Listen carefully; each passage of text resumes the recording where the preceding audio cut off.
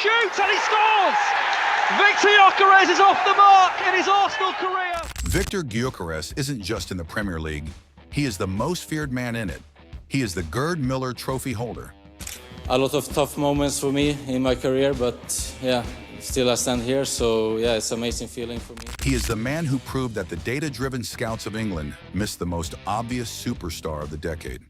He didn't just develop into a world-class striker, he became exactly what the Premier League was afraid of, a physical monster with elite technical efficiency. A striker that doesn't just fit into a system, he destroys the opponents. I agree with a lot of people over this, and he's got a lot of criticism, a lot of it deserved as well. But they brought him in, and he's something different. Today, we dive into the rise, the rejection, and the ultimate revenge of Viktor Gyökeres. Was there ever any doubt? Rifles it into the corner. To understand why the Premier League was afraid of him, you have to understand why they didn't value him. Brighton and Hove Albion are famous for their recruitment. They find gems in Japan, Ecuador, and Paraguay. But with Gyökeres, they had a diamond in their hand and thought it was a pebble. When he arrived in 2018 from Poacher, he wasn't even a striker. He was a left winger. He was playing alongside guys like Ben White and Robert Sanchez. He was good, very good, for the U23s. But at the first team level, Chris Hughton and later Graham Potter didn't see the vision. St. Pauli, Germany, Swansea City, Wales, Coventry City, England. He was sent on the loan carousel. At Swansea, he struggled. He looked lost. Critics said he was a tweener, too big to be a winger, too clumsy to be a lone striker. That label stuck. It's the label that would eventually cost Premier League clubs hundreds of millions of pounds. Then came Coventry. Mark Robbins saw what nobody else did. He stopped trying to make Viktor a winger. He put him at the tip of the spear and told him, go hunt. Look, exchange there. Gyökeres is on the run here. Gyökeres, can he find that finish now? Dribbles across the line, off the post. In the 2022-23 season, the championship became Gyökeres' playground. 21 goals, 10 assists. He led the league in progressive carries. He led the league in successful dribbles for a striker. If you watched Coventry that year, you saw it. You saw a guy who would pick the ball up at the halfway line, put two defenders on his back, and carry them all the way to the 6-yard box. He was a one-man transition machine. He shrugs it up. He's still got Gyökeres. Can he go all the way? You bet he can. What a goal! What a goal by Viktor Gyökeres! But even then, the Premier League doubters were loud. They said, the championship is about space. He won't get that space against a Premier League low block. He's a transition merchant. When Coventry lost the playoff final to Luton in 2023, the door was open. West Ham needed a striker. Everton were desperate. Fulham had a Mitrovic-sized hole to fill. Sporting CP swooped in with £20 million, a club record for them, but pocket change for an English side. The Premier League let him go because they feared his lack of refinement. They were about to learn that refinement is overrated when you're a 190-pound freight train. In Lisbon, Rúben Amorim didn't just give him a jersey. How do you explain that Europe doesn't know you? He gave him a PhD in attacking movement. Amorim's 3-4-3 system was the perfect laboratory. Gyökeres was no longer just a runner. He became a manipulator.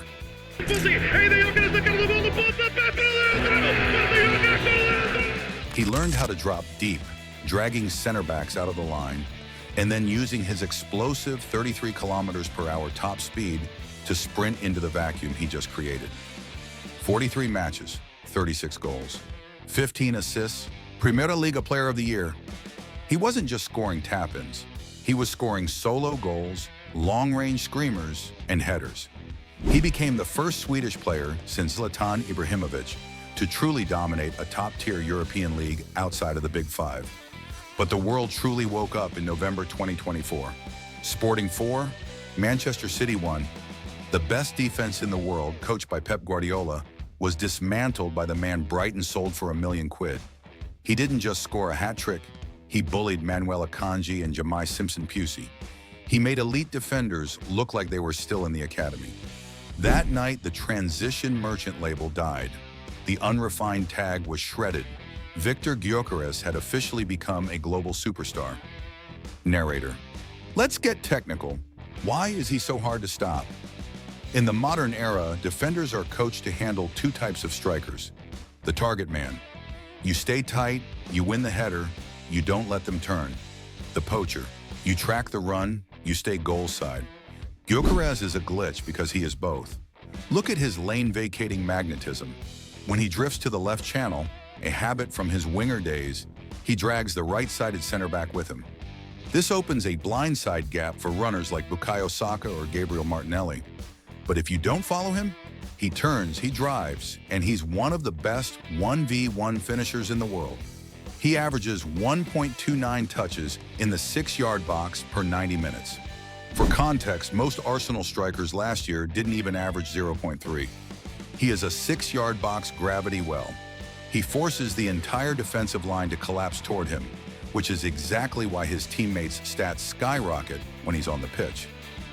By the summer of 2025, the secret was out. Every club that ignored him for £20 million was now begging Sporting to take £60 million, £70 million, even £80 million. Sporting president Federico Varandas was laughing. He knew he had the most valuable asset in world football. Arsenal eventually won the race. Mikel Arteta saw Gyökeres as the missing link. With the background that he has and the expectation that we have as a team, that's not going away. That's part of his role and that's part of life of being Arsenal number 9. And that's it. The physical presence that would finally allow Arsenal to go toe-to-toe with Manchester City for the title. The price? A reported £63.5 million plus add-ons. The narrative? The return of the king. The critics said the Portuguese tax would hit him hard. They said he wouldn't score 10 goals in England. By February 2026, Viktor Gyökeres had 10 goals in just 1,700 minutes of Premier League football. He didn't just adapt, he conquered. He scored a brace in his first North London derby. He scored against Chelsea. He scored against Liverpool. He became the flat-track bully who only bullies the big boys. 2 goals versus Spurs, 1 goal versus Man, 1 goal versus Liverpool, 3 assists in big matches. But it's not just the goals, it's the way he plays. He has brought a violence to Arsenal's attack that they haven't had since Diego Costa was terrorizing the league for Chelsea. He makes the game uncomfortable for defenders. He makes them make mistakes. He is currently outperforming almost every other big money signing of the last 3 years, including Darwin Núñez, Rasmus Højlund, and Nicholas Jackson. Now we have to ask the big question. Is he the only man who can challenge Erling Haaland? Haaland is a freak of nature. He is a pure finisher. But Gyökeres offers something Haaland doesn't: total involvement. In the 2024/25 season, Gyökeres averaged 1.48 goals and assists per 90. Haaland was at 1.09. Gyökeres creates more chances, completes more dribbles, and wins more ground duels. While Haaland is the final boss of the penalty area, Gyökeres is the final boss of the entire final third.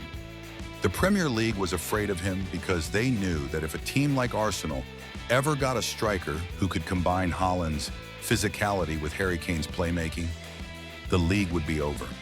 And looking at the table in 2026, they were right to be afraid. So what is the legacy of Viktor Gyökeres? He is a reminder that the eye test still matters. He is a reminder that a player's journey isn't linear.